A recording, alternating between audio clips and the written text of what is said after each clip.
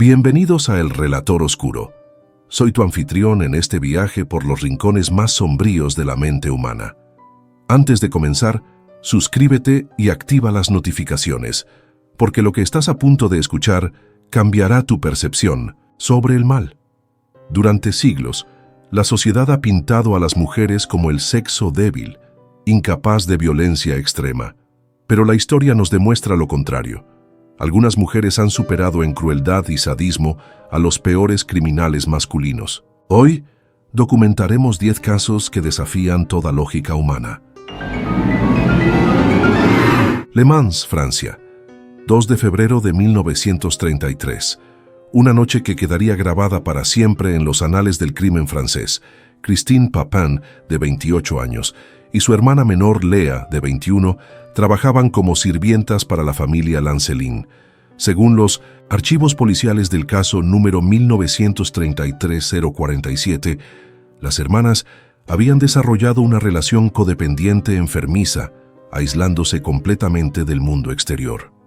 Esa noche fatídica, un cortocircuito eléctrico desató la furia acumulada durante 25 años de humillaciones. Cuando Madame Lancelin y su hija Geneviève regresaron a casa, las hermanas las esperaban en la escalera. Los informes forenses, conservados en los Archivos Nacionales de Francia, revelan detalles escalofriantes. Christine golpeó primero con Inzi, un martillo, el cráneo de Madame Lancelin, fracturándolo en múltiples puntos. Léa se ensañó con Geneviève, quien intentaba huir hacia la puerta principal, pero lo más perturbador estaba por venir. Según el testimonio del inspector Dupré, las hermanas arrancaron los ojos de ambas víctimas con sus propias manos, dejando las cuencas vacías, sangrando sobre el suelo de mármol. Los cuerpos fueron encontrados con 37 heridas de arma blanca, cada uno. Cuando la policía las arrestó, las encontró desnudas en la cama, abrazadas con la sangre de sus víctimas aún bajo las uñas. Christine declaró fríamente: «Hicimos lo que teníamos que hacer». El psiquiatra Dr. Logre diagnosticó folie à deux, locura compartida. Christine fue condenada a muerte, posteriormente conmutada por cadena perpetua. Murió en el manicomio de Rennes en 1937. Léa fue liberada en 1943 y vivió en el anonimato hasta su muerte en 2001. Cartagena, Colombia, 1943. Nace quien se convertiría en la mujer más temida del narcotráfico mundial. Griselda Blanco Restrepo, conocida como la Viuda Negra, no solo fue pionera del cartel de Medellín, sino que redefinió la brutalidad en 1915 el mundo criminal. Los archivos de la DEA estiman que fue responsable directa de más de 200 asesinatos. Su primer homicidio ocurrió a los 11 años, cuando disparó a un niño de su barrio durante un secuestro fallido. Según el expediente DEA 1975 Miami 0847, este fue solo el preludio de décadas de violencia inimaginable. En los años 70, Blanco estableció una red de distribución de cocaína que inundó Miami con toneladas de droga. Pero su verdadera marca registrada era la eliminación de enemigos. Desarrolló métodos de ejecución que helaban la sangre. Motociclistas asesinos que disparaban desde vehículos en movimiento, una técnica que después se extendería por toda Latinoamérica. El agente especial Bob Palombo, quien la persiguió, durante años documentó su sadismo. Griselda no solo mataba por negocios, disfrutaba del sufrimiento. Ordenó la muerte de un niño de 2 años simplemente porque su padre le debía dinero. Su caso más brutal involucró a Chucho Castro, un sicario que la traicionó. Según testimonios protegidos del FBI, Blanco lo torturó durante 3 días en un almacén de Miami. Le cortó los dedos uno por uno, le arrancó los dientes con alicates y finalmente lo decapitó con una motosierra. En 1985, fue arrestada en 1900 su mansión de Irvine, California. Los agentes encontraron un arsenal que incluía ametralladoras, granadas y un laboratorio de tortura en el sótano. Fue condenada a cadena perpetua, pero liberada en 2004 y deportada a Colombia. El 3 de septiembre de 2012, 2 sicarios en motocicleta la ejecutaron en Medellín. Irónicamente, murió por el mismo método que ella había popularizado. Manchester, Inglaterra, 1963-1965. Los páramos de Saddleworth se convertirían en el cementerio de la inocencia. Myra Hindley, de apariencia angelical con su cabello rubio platinado, junto a Ian Brady, perpetraron los Moors Murders. 5. Asesinatos de niños que conmocionaron al Reino Unido para siempre. El expediente policial HO 336-1 revela la metodología diabólica de la pareja. Hindley actuaba como señuelo, aprovechando su apariencia maternal para atraer a las víctimas. Su primera víctima fue Pauline Reed, de 16 años, el 12 de julio de 1963. Los archivos forenses del Dr. David G. describen escenas que desafían la comprensión humana. En la casa de Hindley en Wardle Brook Avenue, la policía encontró cintas de audio donde se escuchaban los gritos de agonía de Leslie Ann Downey, de 10 años, mientras era torturada y fotografiada desnuda antes de su muerte. El detective inspector Joe Mounsey, quien dirigió la investigación, declaró: «En 30 años de carrera, nunca había visto tal nivel de sadismo calculado». Hindley no mostraba remordimiento alguno, incluso sonreía durante los interrogatorios. La grabación más perturbadora conservada en los archivos nacionales captura la voz de Leslie suplicando: «Por favor, no me lastimen más, quiero ir a casa con mi mamá». La respuesta fría de Hindley: «Cállate o será peor». Los cuerpos de menores John Kilbride, 12 años, Keith Bennett, 12 años, y Leslie Ann Downey fueron enterrados en los páramos después de ser violados y torturados. Brady fotografió meticulosamente cada tumba para recrear el momento. El 6 de octubre de 1965, la pareja fue arrestada después de que Edward Evans, de 17 años, fuera asesinado a hachazos frente a David Smith, cuñado de Hindley, quien alertó a la policía. Hindley fue condenada a cadena perpetua. Murió en prisión en 2002, llevándose a la tumba la ubicación exacta del cuerpo de Keith Bennett, quien permanece desaparecido. Ciudad de México. Una metrópoli donde dos identidades coexistían en el mismo cuerpo. La Dama del Silencio, luchadora profesional respetada, y la Mataviejitas, la asesina serial más prolífica de México. Juana Dayanara Barraza Samperio nació en 1957 en Hidalgo de Parral. Los archivos de la Procuraduría General de Justicia del Distrito Federal, expediente PGEJTA, DF 2006-1847, documentan una infancia marcada por el abuso extremo que forjaría a una depredadora implacable. Su madre, Justa Samperio, la vendió a un hombre por 3 cervezas cuando tenía 13 años. Este trauma inicial desencadenaría una sed de venganza que se cobraría decenas de vidas inocentes. Entre 1998 y 2006, Barraza desarrolló un modus operandi escalofriante. Se hacía pasar por trabajadora social, enfermera o vendedora para ganar acceso a los hogares de mujeres ancianas que vivían solas. Una vez dentro, las estrangulaba con medias, cinturones o cables eléctricos. El criminólogo Dr. Alfonso Quirós, quien analizó el caso, describió su metodología. Juana no solo mataba por dinero, había un componente ritual. Después del asesinato, reorganizaba meticulosamente los objetos de la casa, como si estuviera purificando el espacio. Su víctima más joven fue Carmen Camila González, de 64 años, estrangulada el 25 de noviembre de 2003. Los informes forenses revelaron que Barraza prolongó la agonía durante varios minutos, apretando y aflojando el cable eléctrico alrededor del cuello de la víctima. La investigación reveló que robaba objetos sin valor sentimental. Rosarios, fotografías familiares, pequeñas joyas. Los guardaba en su casa como trofeos, creando un altar macabro dedicado a sus víctimas. El 25 de enero de 2006, fue capturada saliendo de la casa de Ana María de los Reyes Alfaro, de 82 años, a quien acababa de asesinar. Un testigo la vio huir y alertó a la policía. Durante el juicio, Barraza mostró una frialdad absoluta. Cuando se le preguntó por sus víctimas, respondió: eran viejas que ya habían vivido suficiente. Fue condenada a 759 años de prisión. Si estos casos te han impactado, imagínate lo que viene. Dale like a este video y compártelo con alguien que aprecie el true crime.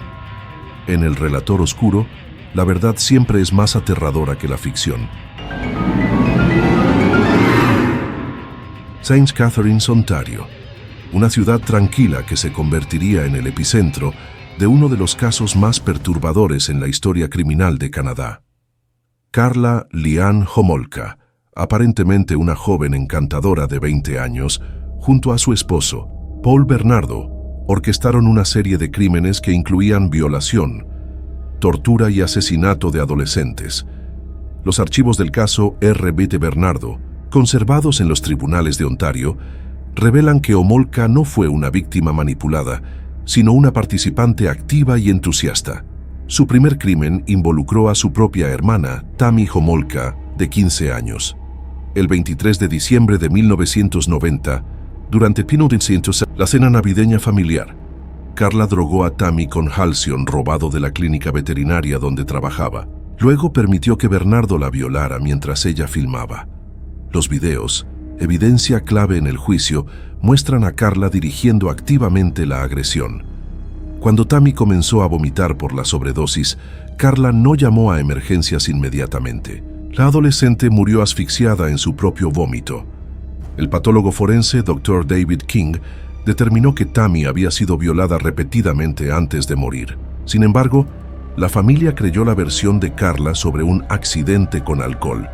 Su siguiente víctima fue Leslie Mahaffey, de 14 años, secuestrada el 15 de junio de 1991. Los videos recuperados por la policía muestran 3 días de tortura sistemática. Karla participó activamente en las violaciones, incluso sugiriendo nuevas formas de humillar a la adolescente. Cuando se cansaron de Leslie, la asesinaron. Bernardo la estranguló mientras Karla sostenía sus piernas.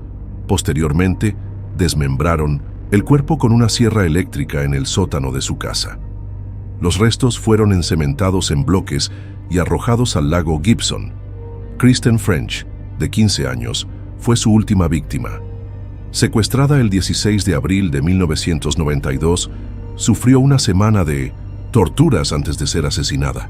Los videos muestran a Karla obligando a Kristen a llamarla mamá, mientras la violaba con objetos. Homolka negoció un acuerdo con la fiscalía antes de que se descubrieran los videos. Recibió solo 12 años de prisión a cambio de testificar contra Bernardo.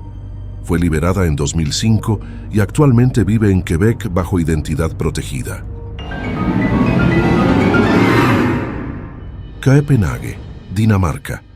En una época donde las madres solteras enfrentaban el ostracismo social, una mujer se aprovechó de la desesperación ajena para alimentar sus instintos más oscuros. Dagmar Johanne Amalie Overby operaba un servicio de adopción ilegal desde su apartamento en Vesterbro. Los archivos del Tribunal de Copenhague, caso 1921 KR0-56, documentan uno de los infanticidios masivos más sistemáticos de la historia europea.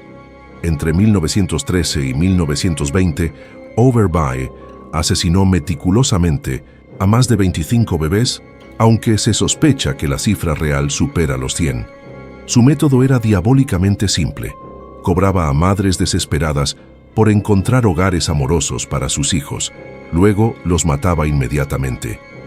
El doctor Edvard Ehlers, quien realizó las autopsias, describió métodos de asesinato que variaban según su estado de ánimo.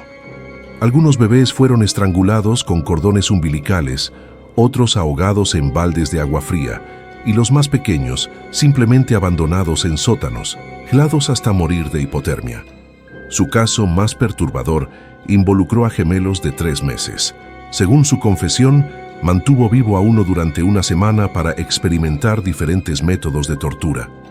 Le quemó la piel con cigarrillos, le dislocó los dedos uno por uno y finalmente lo estranguló lentamente mientras cronometraba cuánto tardaba en morir. Los cuerpos eran incinerados en la estufa de su cocina, o enterrados en el jardín trasero. Cuando la policía excavó su propiedad, encontraron restos de al menos 17 bebés en diferentes estados de descomposición. La investigación reveló que Overby conservaba mechones de cabello de cada víctima en una caja de madera, etiquetados con fechas y métodos de muerte.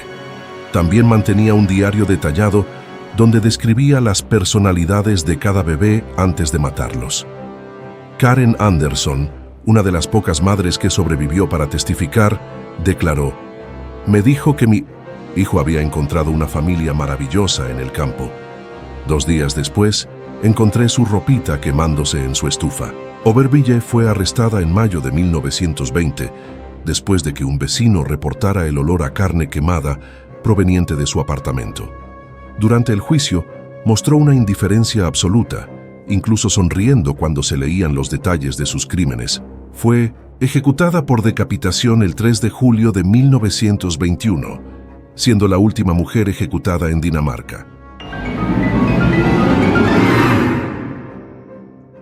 La Porte, Indiana. En una granja aparentemente idílica del medio oeste americano, se desarrolló una de las operaciones de asesinato serial más lucrativas de la historia.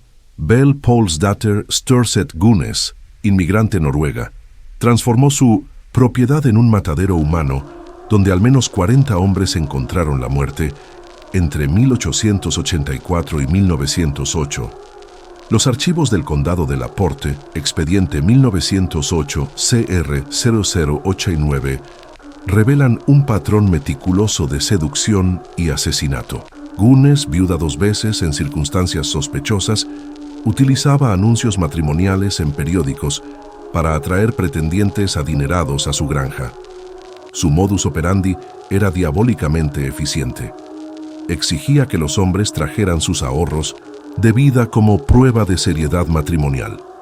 Una vez en la granja, los envenenaba con estricnina mezclada en café o los asesinaba a hachazos mientras dormían. El sheriff Albert Smutzer, quien dirigió la investigación, describió el descubrimiento más macabro.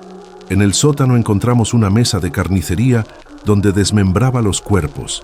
Había ganchos en el techo para colgar las partes, como en un matadero. Su víctima más documentada fue Andrew Helgelien, granjero de Dakota del Sur, que llegó en enero de 1908 con $2.900, equivalente a 90.000 actuales. Gunnes lo drogó durante la cena, luego lo decapitó con un hacha mientras estaba inconsciente pero aún vivo.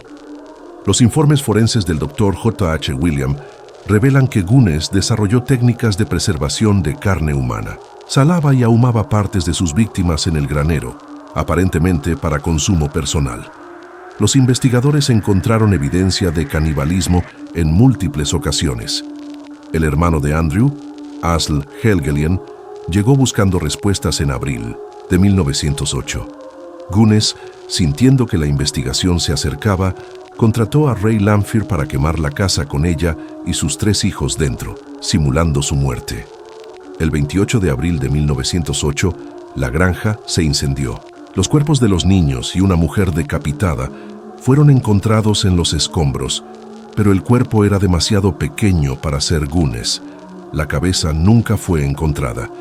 Durante las excavaciones posteriores, se descubrieron 40 cuerpos enterrados en la propiedad. Muchos mostraban signos de tortura prolongada, huesos rotos que habían sanado, indicando que las víctimas fueron mantenidas vivas durante semanas. Bell Gunnes nunca fue capturada. Se cree que escapó con más de $250.000 y vivió bajo identidad falsa hasta su muerte natural. Las autopistas de Florida se convirtieron en territorio de caza para una de las asesinas seriales más notorias de Estados Unidos. Eileen Carol Wuornos, prostituta de 33 años, asesinó a 7 hombres entre 1989 y 1990, en lo que inicialmente afirmó fueron actos de defensa propia. Sin embargo, la evidencia reveló una realidad mucho más siniestra. Los archivos del Departamento de Policía de Florida, caso FDLE 1990-0234, documentan una escalada de violencia que comenzó con Richard Mallory el 30 de noviembre de 1989. Wuornos atraía a sus víctimas ofreciendo servicios sexuales en áreas de descanso de autopistas. Una vez en lugares aislados, los ejecutaba con un revólver .22. Pero los informes balísticos revelaron que muchos disparos fueron realizados a quemarropa después de que las víctimas ya estuvieran heridas. El detective Bruce Munster, quien la interrogó, describió su frialdad. Eileen describía los asesinatos como si estuviera hablando del clima. No mostraba remordimiento, incluso se reía al recordar cómo suplicaban por sus vidas. Su víctima más brutal fue David Spears, camionero de 43 años. Los informes forenses del Dr. Arthur Botting revelan que Wuornos lo torturó durante horas antes de matarlo. Le disparó en el abdomen para inmovilizarlo, luego le cortó los genitales con una navaja mientras aún estaba consciente. Charles Carskadon, de 40 años, fue encontrado con 12 heridas de bala.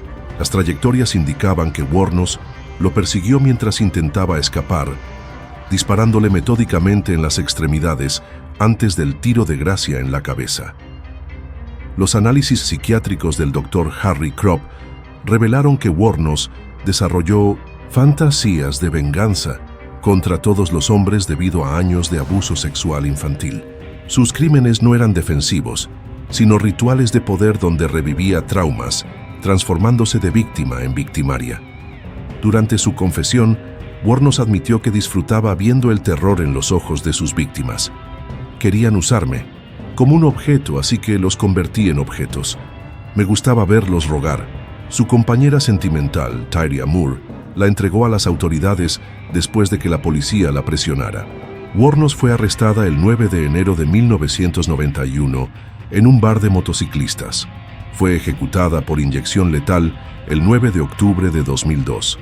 Sus últimas palabras fueron: "Volveré como en las películas de Terminator". Bristol, Inglaterra. En plena era victoriana, cuando el embarazo fuera del matrimonio significaba ruina social, una mujer construyó un imperio de muerte alimentándose de la desesperación maternal. Amelia Elizabeth Dyer operó durante 27 años el negocio de baby farming más letal de la historia británica. Los archivos del Old Bailey, caso T-9605-11-426, documentan el asesinato sistemático de más de 400 bebés.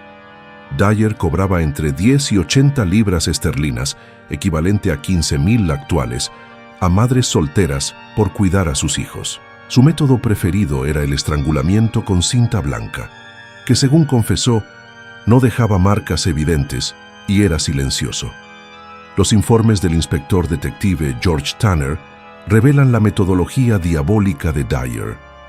Mantenía a los bebés sedados con láudano y gin durante días, alimentándolos mínimamente para prolongar su agonía. Quería que sufrieran como había sufrido ella, declaró durante su confesión. Su caso más documentado involucró a Elena Fry, bebé de 4 meses entregada por su madre soltera en marzo de 1896. Los registros médicos del Dr. Paulson muestran que Dyer mantuvo viva a Elena durante 2 semanas, experimentando con diferentes métodos de tortura. Le quemó la piel con cigarrillos, le dislocó los dedos sistemáticamente y finalmente la estranguló lentamente mientras cronometraba su resistencia. El cuerpo fue encontrado en el río Támesis con evidencia de tortura prolongada. La investigación reveló que Dyer conservaba mechones de cabello de cada víctima, organizados por color y textura en cajas etiquetadas. También mantenía un diario donde describía la personalidad de cada bebé antes de matarlo. Mary Hartley, una de las pocas madres que sobrevivió para testificar, declaró: "Me aseguró que mi hijo tendría una vida maravillosa en el campo". 2 semanas después, lo encontraron, flotando en el río con marcas de cuerda en el cuello. El 4 de abril de 1896, el cuerpo de Doris Marmon fue encontrado en el Támesis, envuelto en papel marrón con la dirección de Dyer. La investigación subsecuente descubrió docenas de cuerpos más en el río. Durante el registro de su casa en Reading, la policía encontró evidencia escalofriante. Una habitación llena de ropa de bebé manchada de sangre, cuerdas usadas para estrangular y un horno modificado para incinerar cuerpos pequeños. Dyer fue arrestada el 4 de abril de 1896. Durante 1900, el juicio mostró una indiferencia absoluta, incluso sonriendo cuando se leían los detalles de sus crímenes. Fue ejecutada el 10 de junio de 1896 en la prisión de Newgate. Castillo de Chachtice, Hungría. En las torres de piedra de una fortaleza medieval se desarrollaron algunos de los actos más diabólicos en la historia de la humanidad. Elizabeth Bathory, condesa de la poderosa familia noble húngara, se convirtió en la asesina serial más prolífica de todos los tiempos, con un estimado de 650 víctimas entre 1585 y 1610. Los archivos del palatino György Thurzó, conservados en los Archivos Nacionales de Hungría, documentan atrocidades que desafían la comprensión humana. Bathory no solo asesinaba por placer, sino que había desarrollado un sistema complejo de tortura que combinaba sadismo sexual con rituales ocultistas. Su obsesión comenzó en 1585, cuando golpeó a una sirvienta tan fuerte que la sangre salpicó su rostro. Convencida de que la sangre joven había rejuvenecido su piel, Bathory desarrolló la creencia de que bañarse en sangre de vírgenes la mantendría eternamente joven. Los testimonios de sus cómplices, obtenidos bajo tortura por el Cientosetis Tribunal de Bratislava, revelan métodos de asesinato que superan cualquier ficción de horror. Bathory construyó una doncella de hierro, un sarcófago con púas internas que perforaban lentamente a las víctimas mientras ella recolectaba su sangre. Su víctima más documentada fue Clara Benda, campesina de 14 años, secuestrada en 1604. Los registros del proceso judicial describen 3 días de tortura sistemática. Bathory le arrancó las uñas con tenazas calientes, le perforó la piel con agujas de hierro candente y finalmente la desangró lentamente mientras estaba consciente. El testimonio de Dorothea Sentes, su cómplice principal, revela que Bathory desarrolló un laboratorio de tortura en las mazmorras del castillo. Tenía instrumentos especializados, tenazas para arrancar carne, hierros para marcar y una colección de cuchillos diseñados para cortes precisos que prolongaran la agonía. Durante los inviernos, cuando escaseaban las campesinas, Bathory atraía a hijas de nobles menores con promesas de educación cortesana. Anna Darbulia, su amante y consejera, desarrolló métodos de tortura específicamente diseñados para víctimas de clase alta. Los informes del conde Thurzó describen el descubrimiento más macabro, una habitación donde Bathory conservaba partes de cuerpos en sal, organizadas por edad y tipo de sangre. Mantenía un registro detallado de cada víctima, incluyendo dibujos de sus métodos de tortura preferidos. El 30 de diciembre de 1610, Thurzó irrumpió en el castillo durante una sesión de tortura.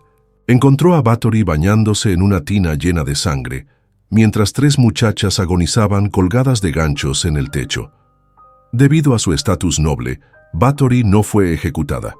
Fue emparedada viva en su habitación del castillo, donde murió el 21 de agosto de 1614. Sus cómplices fueron quemadas vivas en la plaza pública de Bratislava. Hemos recorrido siglos de maldad humana, desde castillos medievales hasta calles modernas. Estas 10 mujeres demostraron que el mal no tiene género, edad ni época. Cada una desarrolló su propia metodología del horror, pero todas compartían algo en común: la ausencia total de empatía humana. Sus crímenes nos recuerdan que los monstruos reales no se esconden bajo la cama. Caminan entre nosotros con rostros familiares. Si este contenido te ha impactado, dale like y suscríbete a El Relator Oscuro. Comparte en los comentarios qué caso te perturbó más y sugiere otros temas que quieras que investigue. Tu apoyo me permite continuar documentando los rincones más oscuros de la historia humana. Recuerda, la verdad siempre es más aterradora que cualquier ficción. Hasta la próxima investigación. Mantente alerta.